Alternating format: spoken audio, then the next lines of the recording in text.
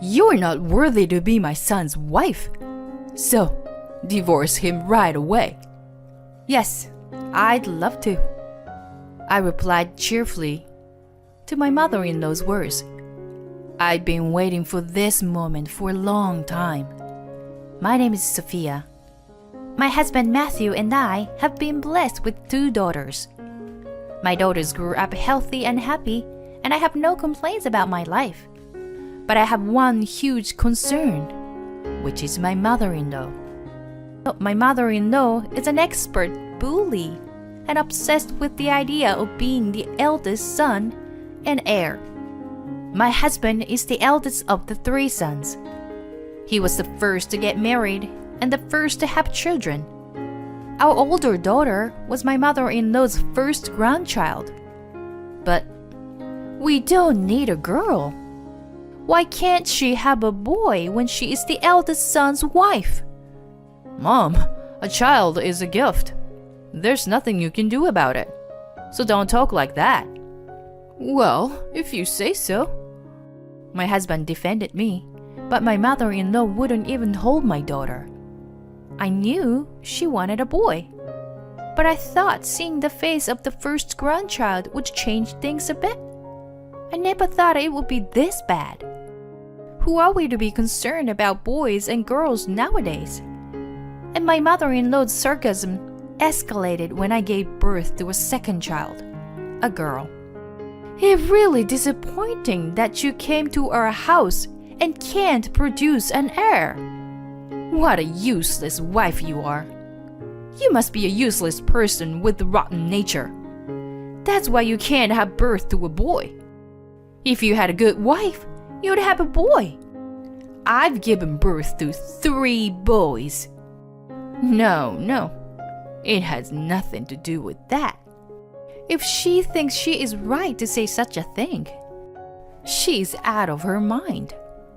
Besides, why weren't you born a boy? I really wish you had been a boy." "Grandma, I can't be a girl. Am I bad?" "You're not good at all. And you're not so clever like your mother." "Hey, please, stop it." "What? I was just telling the truth." My mother-in-law even verbally abused my daughter. I couldn't stand it anymore. I told my husband in tears that I didn't want to go to in-law's house. She said horrible and hurtful things to our daughters. I can't let her daughters see your mother anymore. Okay, I got it. You don't have to go to my parents' house." "Thank you. I'm glad you understand." "But we can't miss New Year's gathering, okay?" To be honest, I didn't want to go, even for that New Year's gathering. But it's a once-in-a-year thing, and my husband is the eldest son, so I had no choice. Anyway, I try not to have anything to do with my in-laws other than that. But recently, after work and on his day off, my husband goes to his parents' house for any reason he can think of. I was at my peak. Even though I am a stay-at-home mom, it is hard to take care of my daughters and do all the housework alone. I am working tirelessly to take care of the house and the children. And yet, I can't understand why he is relaxing at his parents' house. "Where's Daddy? Why won't he play with us?" "I think he's at Grandma's house." The girls are getting nervous about their dad isn't home. "You haven't spent time with the girls lately, have you? They miss you so much. You're a father. You should spend more time with your daughters." "Stop nagging me. I'm trying to defend you from my mom wanting to have a boy. So don't be selfish. It's harder for me to stand in between you and her. And I'm tired from work. Most wives in the world would work things out with their in-laws. You should be able to do it to begin with." When I talk to my husband about my daughters, he gets mad. Is it selfish of me to ask him to spend time with his daughters? What my mother-in-law is doing to me and my husband and my daughter's situation are not the same thing. I began to have bad feelings toward my husband, who lost his temper over such things. Then, the family gathering came, and we went to his parents' house as planned. Every year during New Year's, all the relatives got together.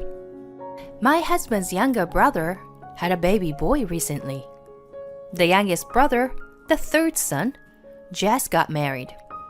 My mother-in-law doesn't let go of the baby boy. It's a relief that we have an heir. Finally. Good boy. You're the heir. My mother-in-law never treated my daughters like that. As long as it's a boy, she's happy. Now, you wives, get the dishes ready. It's your job. My mother-in-law told us to serve the food and to pour the drinks. While my mother-in-law, my husband, his brothers, and relatives were enjoying drinking and chatting, we were working behind the scenes. And you, girls, go to the kitchen and learn how to cook or something. It's okay. You don't have to. Stay with me. Our daughters were also about to be sent away to the kitchen by my mother-in-law. I can't believe she doesn't hesitate to show that she loves the boy and hates the girls. It's terrible. She treats them like that? Oh, yeah, that's her. It happens all the time. I just couldn't believe my eyes. She was terrible. Oh, it's your first year, huh? That's what she is, unfortunately. I'm fed up with her pushing me for a grandchild or an heir. We happen to have a boy, but I don't think it's fair to say that he's cute, because he's a boy. She kept telling me to give birth to a boy from the beginning of my pregnancy. She's serious about it, isn't she? My mother-in-law's attitude has made all the wives feel uncomfortable. Having a mother-in-law like this, I can't help but be concerned about our future. The baby boy was cuddled and cherished by one relative after one another. My mother-in-law seemed pleased with herself, and she began to bully me as usual. My second son's wife gave birth to a boy. But I'm disappointed that my eldest son's wife is useless and can't give birth to a boy. I don't know what on earth she became a member of our family. When she got drunk, she got even more heated. She's not the right wife for us. What kind of upbringing did she have that she can only give birth to girls? You should divorce her and get a new wife. Mom, what are you talking about? Well, even if your wife can't have a boy, we're safe now. We have this baby boy. He's not the eldest son's boy, but it works too. I'll have to put up with that. It's true. I guess I'm more comfortable here. Maybe I'll get a new wife and move in here. Yes, you should. All the relatives laughed at my mother-in-law's and husband's words. Not only my mother-in-law, but even my husband made fun of me. What kind of a joke is this? This can't just be a joke because of the alcohol. I wish my husband would stop fooling around and comes to his senses. That was terrible. Saying stuff like that and laughing all together. Oh my gosh. My husband is laughing too. Yes, they are all insane. Every one of them are. We're completely pissed off. The three of us decided to have our revenge. And a year passed by, and another new year is here. As usual, all the relatives gathered at my parents-in-law's house. Hey, you! Bring more bottles of wine here and start cooking. Girls, go to the kitchen. Hush now. And you, my sweet little boy, look how handsome you are. You are the heir of this family. As usual, my mother-in-law keeps the wives busy. and pushed my daughters into the kitchen, having the grandson by her side, and all the relatives are happy to see him grow up. The firstborn son's wife is worthless because she can only give birth to girls. Why did he marry such a wife? It's a fraud that she can't have a boy. My mother-in-law's usual bully has begun. And then, you know what? You are not worthy to be my son's wife. So, divorce him. Right away. When you are done serving the food, go home. Pack your things and leave. You can take your daughters with you. They maybe become an inconvenience to my son's next marriage. What a sudden declaration. I was surprised by her unexpected word. But it might be a perfect opportunity. Okay, I'd love to. I'll gladly divorce him. But he should take the blame. I stepped forward and confronted him with the divorce papers. What? What? You're the one who can't produce an heir. Even if it's the case, I am still his wife. A wife is a wife. Do you know what it's called when a man has an affair with another woman while he's still married? It's called adultery. I put the envelope in front of him and handed it to all the relatives. What? How did this... What? Is this? Inside the envelope was a picture of my husband and the scene of the affair. My husband and my mother-in-law rolled their eyes. The relatives are in an uproar. So, you are legally responsible for the affair. See you in the court. What are you talking about? You're the one who can't even give birth to a boy. How selfish you are. The second son's wife, who is also upset with the whole situation, said, Don't you have any shame in blatantly favoring the eldest son? Especially when in an ordinary family with no significant assets? Whether it's a boy or a girl, having a child without any health issues is the most important and difficult thing to do. Don't you understand that simple thing after having 3 children? Well, the man in his family don't even know that giving birth is a life risk. The second son's wife stared at her husband.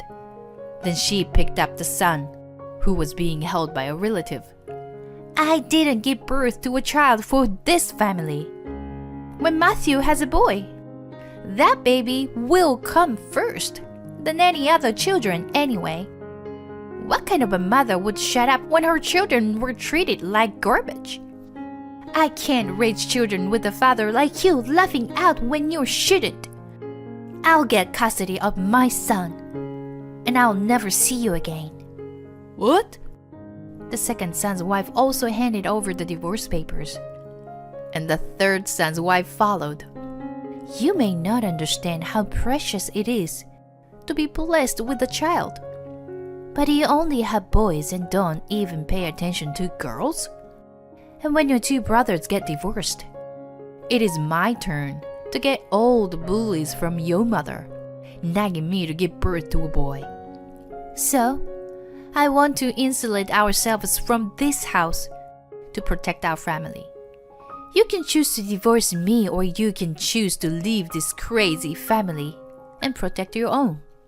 Wait, what? The youngest son's wife also served him with divorce papers. The husbands were in a panic with the divorce papers from all 3 wives, all the relatives looking uncomfortable, and the mother-in-law's trembling with anger. Don't you guys take everything upon yourselves? What? Who is the selfish one here? Don't you realize how selfish and insane you are? What? I don't think I can have a proper conversation with you. I'm going to ask for a lawyer. So, keep that in mind. Hey, Sophia! I'm sure you'll hear from my lawyer later. We'll talk through to him. Whoa! What the hell? You only have one choice. You can't choose both this house and me. No. Wait! We, 3 wives, left our confused husbands and went back to our parents' house. After that, I divorced my husband. My ex-husband came to my parents' house every day. He had left all the housework to me without taking care of his children and had been having an affair. So I ended up getting more alimony than I expected. I noticed the affair when I checked our joint savings account. What? It's gone. There was 60,000 in there, and now it's not there. This was something we had discussed as a couple and saved for emergencies. I wanted to believe my intuition was wrong. So I requested an investigation immediately. But as a result, I found out that he was having an affair. He took advantage of the fact that my ex-mother-in-law hates me and told her he wanted to divorce me. Actually, I'm thinking of divorcing Sophia. Great! Then I'll kick her out of this house for you. It's best to get rid of such a hopeless wife. He didn't know that the money was jointly owned by 2 of us. And then he got caught in the affair. How stupid he was. The alimony and child support payments are going to wipe out that savings. The second son's wife also divorced him after fighting the case to court. She got custody of their son. Please don't take my son away from me. My mom told me not to be taking him away. He is the heir. What? What did you say? The second son cried and pleaded at the mediation. Because he added a few unnecessary words, he didn't get any visitation with his son. They even issued a restraining order against him because of the risk of him being taken away. The youngest brother did a lot of research on childbirth and parenting. He realized how bad the family's tradition was and apologized to his wife. I'm really sorry. My family was crazy. I know that now. I'm going to cut a tie with my mom and dad. I'm going to protect my own family as a husband.